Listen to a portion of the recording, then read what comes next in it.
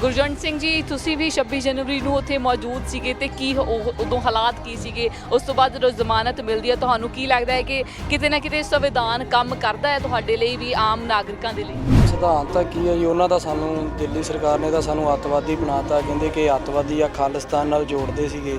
ਮਹਾਰਾਜ ਦੀ ਕਿਰਪਾ ਨਾਲ ਹੀ ਜ਼ਮਾਨਤ ਮਿਲੀ ਆ ਤੇ ਬਹੁਤ ਜ਼ਿਆਦਾ ਖੁਸ਼ੀ ਹੈ। ਸਾਰੇ ਪਰਿਵਾਰ ਨੂੰ ਬਹੁਤ ਜ਼ਿਆਦਾ ਖੁਸ਼ੀ ਆ ਕਿਉਂਕਿ ਪਰਿਵਾਰ ਨੂੰ ਵੀ ਤੰਗੀ ਦਿੱਤੀ ਆ। ਘਰੇ ਪੁਲਿਸ ਰੇਡਾਂ ਮਾਰਦੀ ਰਹੀ ਆ। 50 ਜਾਂ 60 ਜਣੇ ਘਰਦਿਆਂ ਨੂੰ ਵੀ ਧਮਕੀਆਂ ਦਿੰਦੇ ਰਹੇ ਕਿ ਤੁਹਾਨੂੰ ਚੱਕ ਲੈਣਾ, ਤੁਹਾਡੇ ਜਵਾਕਾਂ ਨੂੰ ਵੀ ਜੇ ਨਾ ਪੇਸ਼ ਹੋਏ ਤਾਂ ਗੋਲੀਆਂ ਮਾਰ ਦਾਂਗੇ। ਇੱਦਾਂ ਹੀ ਤੰਗੀ ਤਾਂ ਬਹੁਤ ਆਈ ਹੈ ਜੀ। ਕਦੀ ਕਿਤੇ ਮੋਟਰ ਤੇ ਰਾਤ ਕੱਟੋ, ਕਦੀ ਕਿਸੇ ਯਾਰ ਦੋਸਤ ਦੇ ਘਰੇ। ਔਰ ਘਰ ਦਾ ਗੁਜ਼ਾਰਾ ਕਿਵੇਂ ਚੱਲਦਾ ਸੀਗਾ ਜਦੋਂ ਤੁਸੀਂ ਅੰਦਰ ਬਾਹਰ ਸੀਗੇ? ਹਾਲਾਂਕਿ ਜੇ ਅਸੀਂ ਫਾਦਰ ਸਾਹਿਬ ਦੀ ਵੀ ਗੱਲ ਕਰਦੇ ਹਾਂ ਜਾਂ ਜਿੰਨੇ ਵੀ ਨੌਜਵਾਨ ਖੜੇ ਨੇ, ਪਿਤਾ ਇੰਨੇ ਹੈ ਨਹੀਂ ਕਿ ਇੰਨਾ ਕੰਮ ਕਰਦੇ ਹੋਣਗੇ। ਨੌਜਵਾਨਾਂ ਦੇ ਸਿਰ ਦੇ ਉੱਪਰ ਘਰ ਦਾ ਸਾਰਾ ਬੋਝ ਹੁੰਦਾ ਹੈ ਤੇ ਮਗਰ ਘਰ ਦਾ ਕਿੱਦਾਂ ਸਾਰਾ?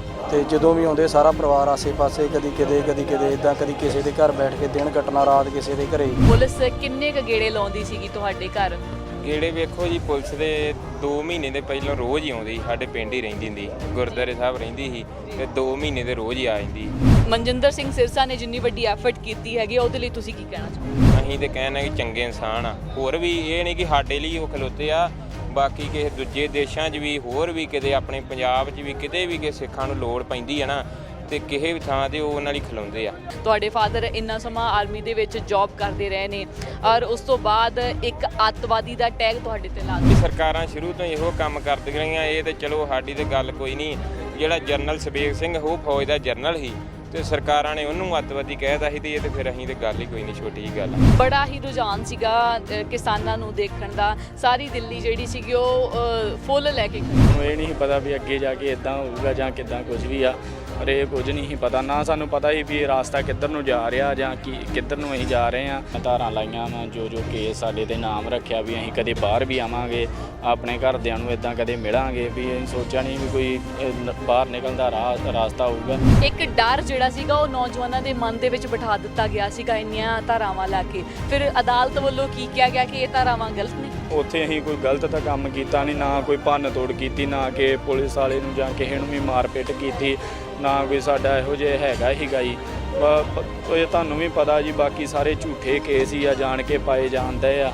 ਬਾਕੀ ਜੋ ਵੀ ਸੱਚਾਈ ਉਹ ਸਾਰਿਆਂ ਨੂੰ ਪਤਾ ਹੀ ਆ। ਇਹ ਤਾਂ ਸਰਕਾਰਾਂ ਹੀ ਕਰਦੀਆਂ ਜੀ ਇੱਦਾਂ ਝੂਠੇ ਕੇਸ ਪਾ ਕੇ ਉੱਥੇ ਕੋਈ ਹੋਰ ਨੌਜਵਾਨ ਨਾ ਜਾਵੇ। 21 ਸਾਲ ਦੀ ਉਮਰ ਦੇ ਵਿੱਚ ਤੁਹਾਨੂੰ ਇੱਕ ਅੱਤਵਾਦੀ ਬਣਾ ਦਿੱਤਾ ਗਿਆ। ਕੋਈ ਗਲਤ ਕੰਮ ਜਾਈ ਕੀਤਾ, ਸਾਨੂੰ ਦੱਸਣੇ ਕਿੱਥੇ ਗਲਤ ਕੰਮ ਕੀਤਾ। ਅਸੀਂ ਤੇ ਇੱਕ ਨਿਸ਼ਾਨ ਸਾਹਿਬ ਵੀ ਲਾਇਆ ਸੀ। ਸਾਨੂੰ ਇਹ ਨਹੀਂ ਪਤਾ ਸਾਡੇ ਤੇ ਏਡਾ ਵੱਡਾ ਇਸ਼ੂ ਬਣ ਜਾਣਾ ਸੀ। ਬਹੁਤ ਔਖਾ ਲੰਘਿਆ ਜੀ, 11 ਬੇਲੀਆਂ ਦੇ ਘਰੇ ਜਾਂ ਮੋਟਰਾਂ ਦੇ ਰਾਤ ਨੂੰ। 3 ਕਾਲੇ ਕਾਨੂੰਨਾਂ ਨੂੰ ਰੱਦ ਕਰਾਉਂਦੇ ਤੁਸੀਂ ਸਾਰੀ ਜ਼ਿੰਦਗੀ ਦੇ ਲਈ ਕਿਤੇ ਨਾ ਕਿਤੇ ਇਸ ਮਾਮਲੇ ਦੇ ਵਿੱਚ ਫਸ ਸਕਦੇ। ਉਦੋਂ ਤਾਂ ਨਹੀਂ ਸਾਨੂੰ ਲੱਗਦਾ ਵੀ ਅਸੀਂ ਫਸ ਸਕਦੇ ਹਾਂ। ਅਸੀਂ ਤਾਂ ਆਪਦੇ ਉਂਝ ਹੀ ਗਏ ਹਾਂ ਮੰਨ ਲਓ, ਤੇ ਲਾਲ ਕਿਲੇ ਚਲੇ ਗਏ। ਉੱਥੇ ਬਾਅਦ 'ਚ ਸਾਨੂੰ ਬਾਅਦ 'ਚ ਪਤਾ ਲੱਗਾ। ਸ਼ਾਇਦ ਇਹੋ ਜਾਂਦਾ ਸੀ ਕਿ ਤੁਸੀਂ ਖਾਲਿਸਤਾਨੀ ਉਹਦੇ ਤੁਹਾਡਾ ਕਿਹਦੇ ਨਾਲ ਲਿੰਕ ਆ, ਕਿੱਥੋਂ ਤੁਹਾਨੂੰ ਪੈਸੇ ਆਉਂਦੇ ਆ, ਤੁਹਾਨੂੰ ਕਿੰਨੇ ਖਿਲਾਇਆ ਏ। ਬਾਕੀ ਇਹ ਸਰਕਾਰ ਲੱਭਦੀ ਸੀ ਮੌਕਾ। ਕਿਸਾਨ ਸੱਚੇ ਆ ਤੇ ਸਰਕਾਰਾਂ ਝੂਠੀਆਂ ਏ ਤੇ ਉਹ ਮੌਕਾ ਸਰਕਾਰਾਂ ਨੂੰ ਲੱਭ ਗਿਆ ਤੇ ਝੂਠੇ ਪਰਚੇ ਪਾ ਕੇ ਤੇ ਸਰਕਾਰ ਡਰਾਉਂਦੀ ਹੀ ਆ ਕਿ ਜਿਹੜੇ ਨੌਜਵਾਨ ਆ ਤੇ ਜਾਂ ਜਿਹੜੇ ਕਿਸਾਨ ਆ ਉਹ ਪਿੰਡਾਂ 'ਚੋਂ ਜਾਣ ਨਾ। ਸੰਵਿਧਾਨ ਦੇ ਉੱਪਰ ਪੂਰਨ ਭਰੋਸਾ ਹੈਗਾ ਹੈ ਤੇ ਮਾਨਯੋਗ ਅਦਾਲਤ ਜਿਹੜੀ ਹੈ ਉਹ ਨਿਆਂ ਗਲਤ ਕੰਮ ਹੀ ਨਹੀਂ ਕੀਤਾ, ਆਪਣੇ ਤੇ ਕੋਈ ਸਾਬਤ ਹੀ ਨਹੀਂ ਹੋਇਆ ਤੇ ਉਹਨਾਂ ਚਿਰ ਜਿੰਨਾ ਚਿਰ ਆਪਣੇ ਤੇ ਕੋਈ ਸਬੂਤ ਹੀ ਨਹੀਂ ਹੈਗਾ ਉਹਨਾਂ ਕੋਲ ਤੇ ਉਹਨਾਂ ਚਿਰ ਤੇ ਫਿਰ ਆਪਾਂ ਸੱਚੇ ਹੀ ਆ ਜੀ।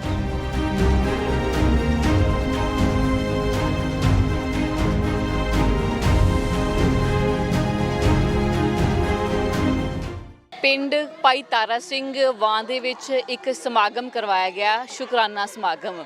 ਕਿਉਂਕਿ ਇਸ ਇਲਾਕੇ ਦੇ ਕੁਝ ਨੌਜਵਾਨ ਸੀਗੇ, ਇਸ ਪਿੰਡ ਦੇ ਨੌਜਵਾਨ ਜਾਂ ਇਲਾਕੇ ਦੇ ਨੌਜਵਾਨ ਜਿਹੜੇ ਦਿੱਲੀ ਜਦੋਂ ਕਿਸਾਨ ਮੋਰਚਾ ਲੱਗਦਾ ਹੈ ਤਾਂ ਉਦੋਂ 26 ਜਨਵਰੀ ਨੂੰ ਦਿੱਲੀ ਦੇ ਵਿੱਚ ਜਾਂਦੇ ਨੇ ਔਰ ਇਹਨਾਂ ਨੌਜਵਾਨਾਂ ਦੇ ਵੱਲੋਂ ਉੱਥੇ ਨਿਸ਼ਾਨ ਸਾਹਿਬ ਜਿਹੜਾ ਲਹਿਰਾ ਦਿੱਤਾ ਜਾਂਦਾ ਹੈ।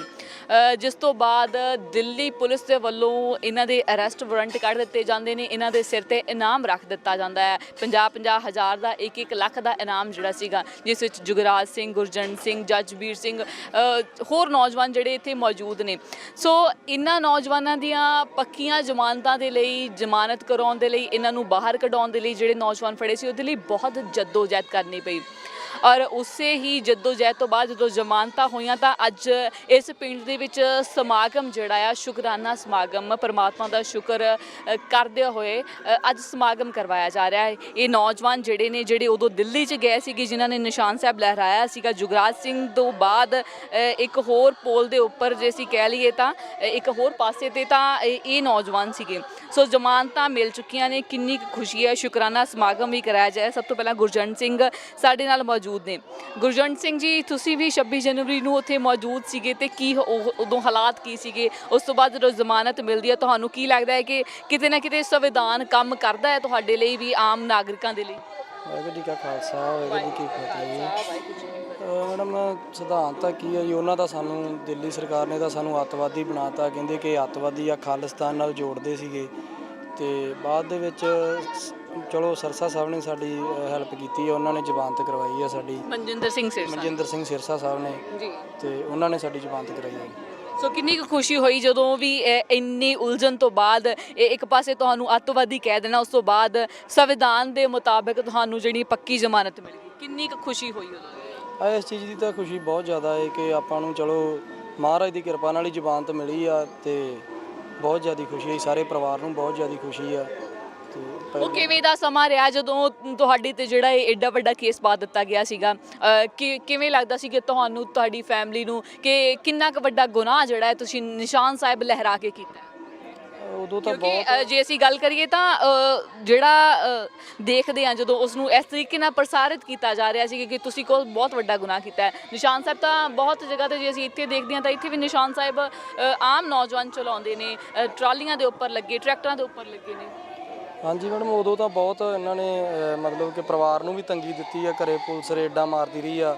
50 60 ਜਾਣੇ ਘਰਦਿਆਂ ਨੂੰ ਵੀ ਧਮਕੀਆਂ ਦਿੰਦੇ ਰਹੇ ਕਿ ਤੁਹਾਨੂੰ ਚੱਕ ਲੈਣਾ, ਤੁਹਾਡੇ ਜਵਾਕਾਂ ਨੂੰ ਵੀ ਜੇ ਨਾ ਪੇਸ਼ ਹੋਏ ਤਾਂ ਗੋਲੀਆਂ ਮਾਰ ਦਾਂਗੇ। ਇੱਦਾਂ ਹੀ ਤੰਗੀ ਤਾਂ ਬਹੁਤ ਆਈ ਹੈ ਜੀ। ਕਦੀ ਕਿਤੇ ਮੋਟਰ ਤੇ ਰਾਤ ਕੱਟੋ, ਕਦੀ ਕਿਸੇ ਯਾਰ ਦੋਸਤ ਦੇ ਘਰੇ 6-7 ਮਹੀਨੇ ਲਗਾਤਾਰ ਸਾਨੂੰ ਬਹੁਤ ਜ਼ਿਆਦਾ ਪ੍ਰੋਬਲਮ ਆਉਂਦੀ ਰਹੀ ਹੈ। ਕਦੀ ਰੋਟੀ ਖਾਧੀ, ਕਦੀ ਨਹੀਂ ਖਾਧੀ, ਬਹੁਤ ਦਿੱਕਤ ਆਉਂਦੀ ਰਹੀ ਸਿਆਲ ਦੇ ਵਿੱਚ ਖਾਸ ਕਰਕੇ। ਕਿਸਾਨ ਸੀਗੇ ਔਰ ਕਿਸਾਨਾਂ ਨੂੰ ਆਪਣੇ ਹੀ ਦੇਸ਼ ਦੇ ਅੰਦਰ ਇੰਨਾ ਜਿਹੜਾ ਸੀਗਾ ਮੁਸ਼ਕਲ ਦਾ ਸਾਹਮਣਾ ਕਰਨਾ ਪਿਆ ਵੀ ਉਹ ਕਰ ਵੀ ਨਹੀਂ ਬੈਠ ਸਕਦੇ ਸੀ। ਹਾਂਜੀ, ਬਹੁਤ ਜ਼ਿਆਦਾ ਜੀ, ਬਹੁਤ ਮੁਸ਼ਕਲ ਦਾ ਸਾਹਮਣਾ ਕਰਨਾ ਪਿਆ ਸੀ। ਔਰ ਘਰ ਦਾ ਗੁਜ਼ਾਰਾ ਕਿਵੇਂ ਚੱਲਦਾ ਸੀਗਾ ਜਦੋਂ ਤੁਸੀਂ ਅੰਦਰ ਬਾਹਰ ਸੀਗੇ?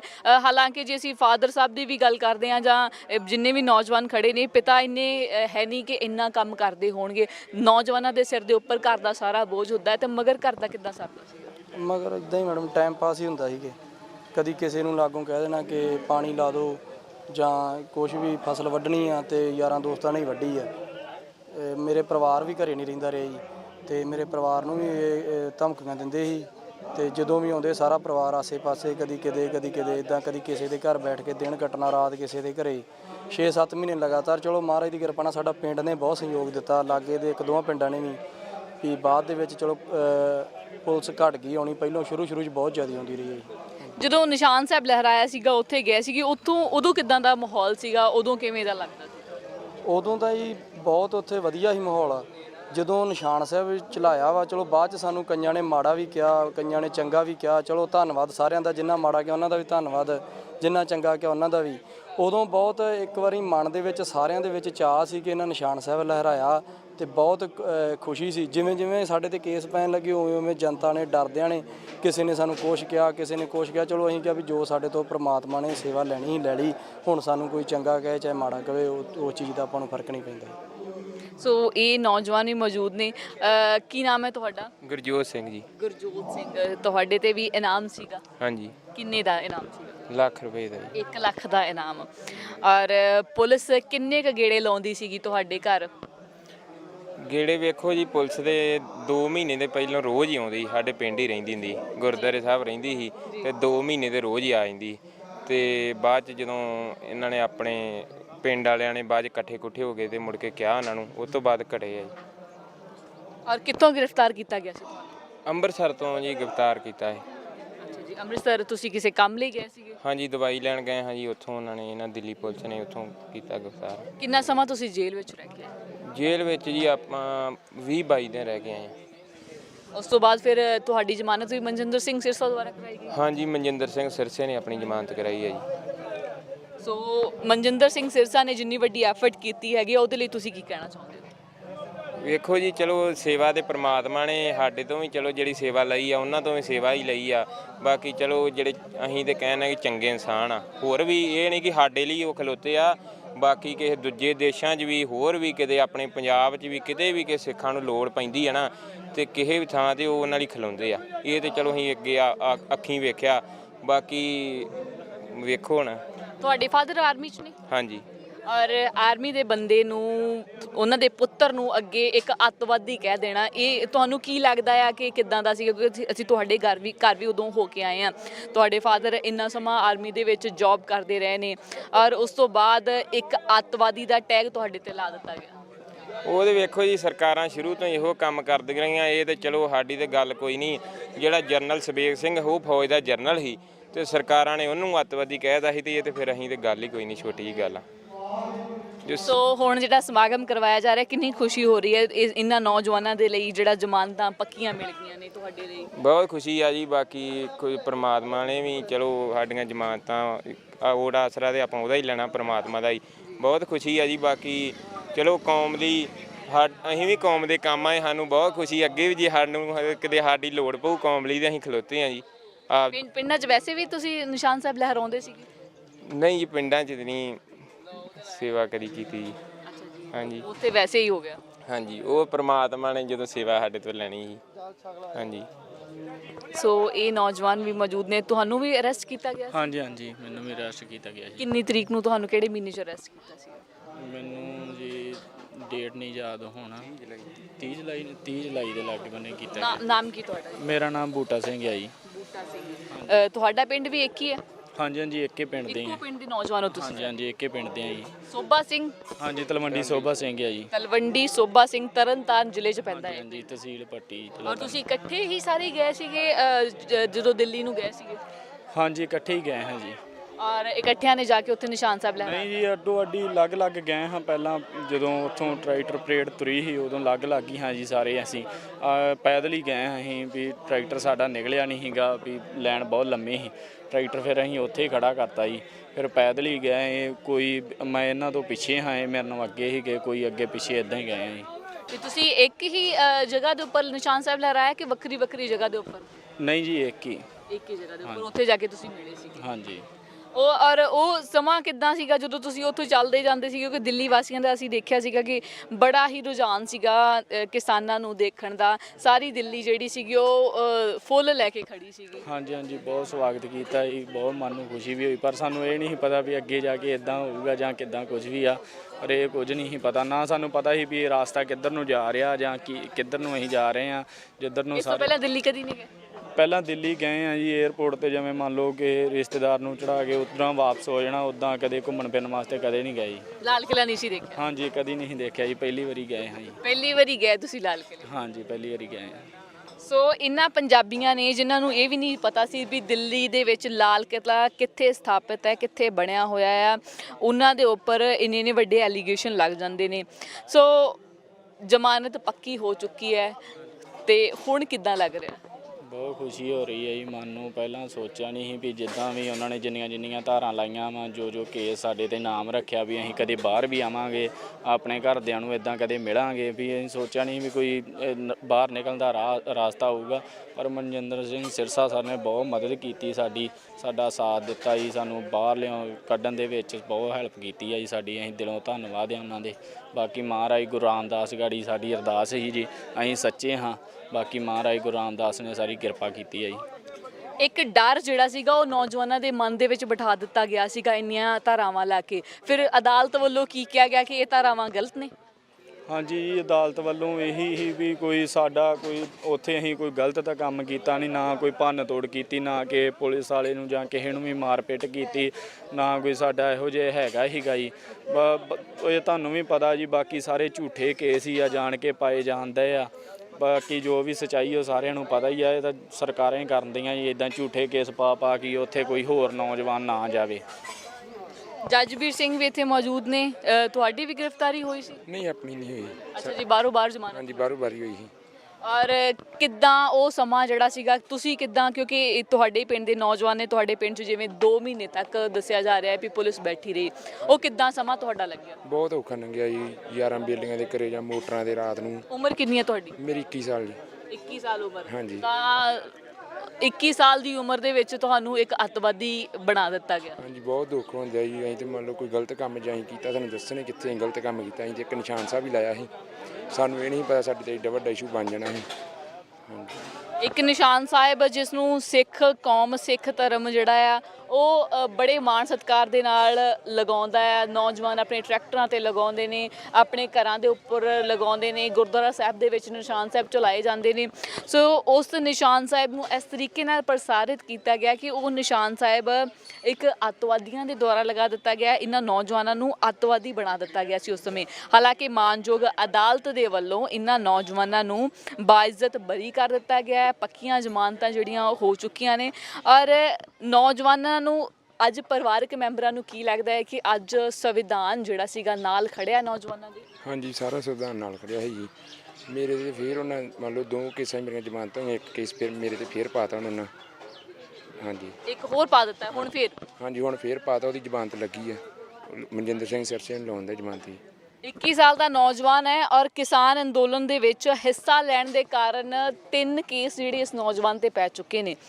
ਔਰ ਤੁਹਾਨੂੰ ਕੀ ਲੱਗਦਾ ਹੈ ਕਿ 3 ਕਾਲੇ ਕਾਨੂੰਨਾਂ ਨੂੰ ਰੱਦ ਕਰਾਉਂਦੇ ਤੁਸੀਂ ਸਾਰੀ ਜ਼ਿੰਦਗੀ ਦੇ ਲਈ ਕਿਤੇ ਨਾ ਕਿਤੇ ਇਸ ਮਾਮਲੇ ਦੇ ਵਿੱਚ ਫਸ ਸਕਦੇ ਸੀ? ਹਾਂਜੀ, ਸਾਨੂੰ ਉਦੋਂ ਤਾਂ ਨਹੀਂ ਸਾਨੂੰ ਲੱਗਦਾ ਵੀ ਅਸੀਂ ਫਸ ਸਕਦੇ ਹਾਂ।